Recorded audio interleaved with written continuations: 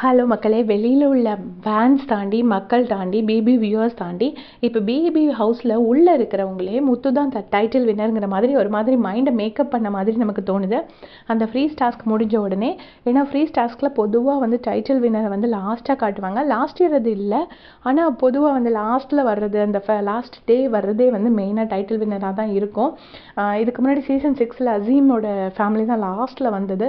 So அதே மாதிரி அவங்களும் அதை யோசிச்சுட்டாங்களா என்னன்னு தெரியல. நேற்று நைட்டு வந்துட்டு அன்ஷிதா வந்து முத்துக்குமரனோட அம்மா அப்பாவெல்லாம் பார்த்துட்டு ரொம்ப ஹாப்பியானாங்க. அவங்க அம்மாவும் நல்லா பேசியிருப்பாங்க அன்ஷிதா கிட்ட. வந்து கடைசி கூப்பிட்டுட்டு, குமரா விட்டுறாதடா அப்படின்னு சொல்லுவாங்க.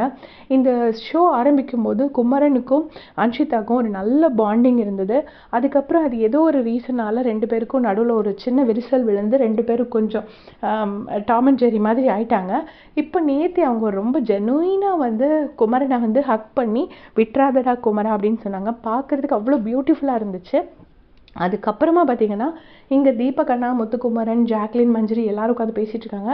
பேசிகிட்டு இருக்கும்போது ஜாக்லின் சொல்கிறாங்க, இந்த கப்பு எனக்கு ஜெயிக்கணும்னு ரொம்ப ஆசை, நான் வின் பண்ணால் ரொம்ப சந்தோஷப்படுவேன். என்னை தாண்டி இந்த கப்பு இன்னொருத்தர் கையில் போச்சு அப்படின்னு இருக்குன்னா, அது குமரன் கையில் போனால் நான் ரொம்ப ஹாப்பியாவேன் அப்படின்னு சொல்கிறாங்க. சொல்லும்போது மஞ்சரியும் ஐ செகண்ட் தேட் அப்படிங்கிறாங்க. ஸோ 2 பேருமே சொல்கிறாங்க, இந்த மாதிரி முத்துக்குமரன் ஜெயிச்சா எனக்கு சந்தோஷம் தான் அப்படின்னு சொல்கிறாங்க. அப்போ வந்து தீபக் அண்ணா சொல்கிறாரு, நான் அதை என்றைக்கோ சொல்லிட்டேன் அப்படின்னு சொல்கிறாரு. அப்போ வந்து திரும்ப ஜாக்லின் சொல்கிறாங்க, எனக்கு தான் வேணும் கப்பு, இல்லைன்னா கப்பை நீ வச்சுக்கோ, 50 லட்சத்தை என்கிட்ட கொடுத்துருன்னு சொல்லுவேன் அப்படின்னு சொல்லிட்டு கிண்டல் பண்ணி சிரிக்கிறாங்க.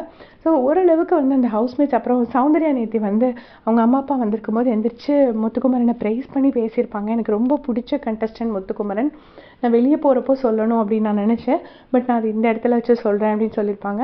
ஸோ நிறைய வந்து இப்போ ஒரு ஆர்கானிக் சப்போர்ட் வந்து பிபி ஹவுஸ்க்குள்ளேயே முத்துக்குமரனுக்கு வர ஆரம்பிச்சிருக்கு அப்படின்னு நான் நினைக்கிறேன். ஸோ அந்த நாள் இன்னும் ரொம்ப தூரமாக இல்லை, இன்னும் 3 வாரம் தான் இருக்குது.